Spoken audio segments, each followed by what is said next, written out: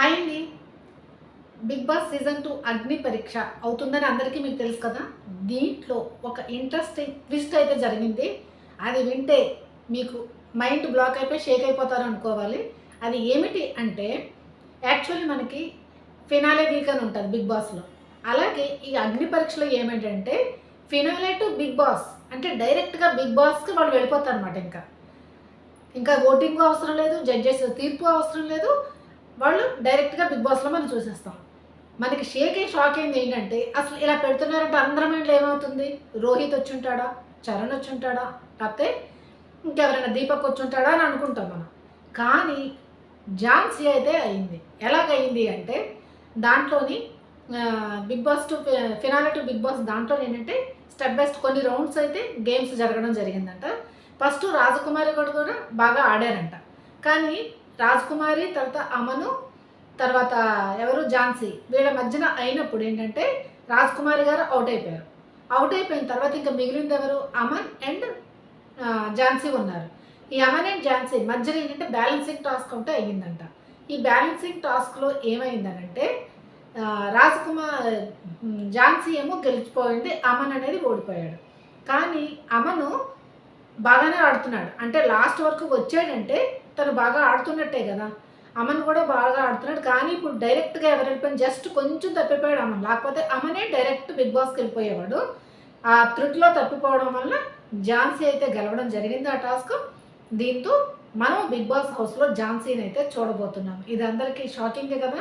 అనుకున్నాం మనం ఝాన్సీ, రాజ్‌కుమారి వీళ్ళిద్దరిలో ఎవరైనా ఒకళ్ళు వెళ్తారేమో అనుకున్నాం. కానీ మనందరికీ ట్విస్ట్ ఇచ్చి ఝాన్సీ గారైతే వెళ్ళిపోయింది. ఇప్పుడు చక్కగా ఝాన్సీ గారు ఏం చేస్తారంటే అగ్ని పరీక్ష నుంచి వీళ్ళకి డబ్బులు ఎలాగైనా 50,000 దొరుకుతున్నాయట. చక్కగా వాటితో షాపింగ్ చేసుకొని రిలాక్స్డ్‌గా ఉండి మనం 'బిగ్ బాస్' హౌస్‌లో అయితే ఝాన్సీని చూడబోతున్నాం. ఝాన్సీ గారు బాగానే ఆడుతున్నారు. నిన్న చూసాం, మొన్న కూడా మనం చూసాము. ఝాన్సీ గారు బానే ఆడుతున్నారు. కానీ ఆవిడ ఆర్గ్యుమెంట్స్ అయితే కరెక్ట్‌గా పెట్టలేకపోతున్నారు. మరి అదొక్కటే మైనస్ పాయింట్ ఉన్నది. మిగతా అన్నీ ఓకేగా ఉన్నాయి. లీడర్‌షిప్ బానే చేస్తున్నారు. తర్వాత గేమ్స్ కూడా అవి బాగా ఆడుతున్నారు.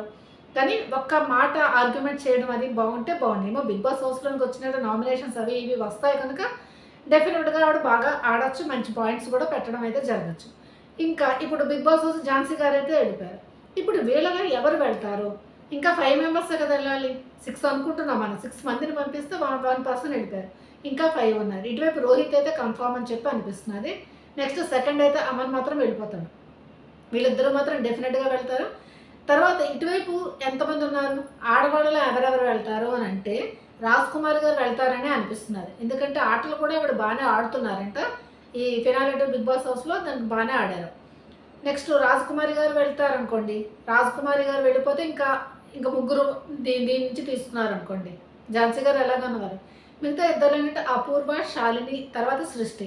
వీళ్ళ ముగ్గురులోనే ఉన్నారనిపిస్తుంది నాకైతే. మిగతా వాళ్ళు కన్నాని వీళ్ళ ముగ్గురే ఉన్నారు. ఎందుకంటే గాయత్రి గారు తర్వాత బాగి వీళ్ళిద్దరైతే అవుట్ అయిపోవడం జరిగిందనమాట.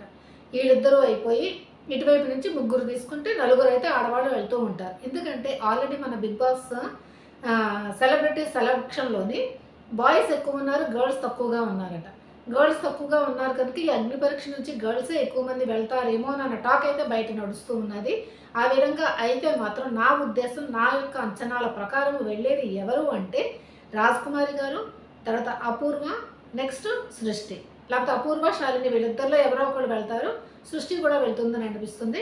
వీళ్ళు ఇటువైపు బాయ్స్‌లో అయితే మాత్రం రోహిత్ అండ్ అమన్ అయితే వెళ్తారు.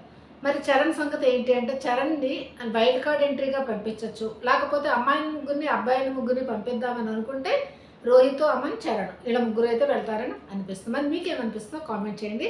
ఒకవేళ వీడియో నచ్చి నేను చెప్పిన ఇన్ఫర్మేషన్ మీకు చాలా బాగా నచ్చితే మీరేం చేస్తారు? సబ్స్క్రైబ్ కూడా చేసేయండి కొంచెం సంతోషంగా. Okay. Bye bye. See you.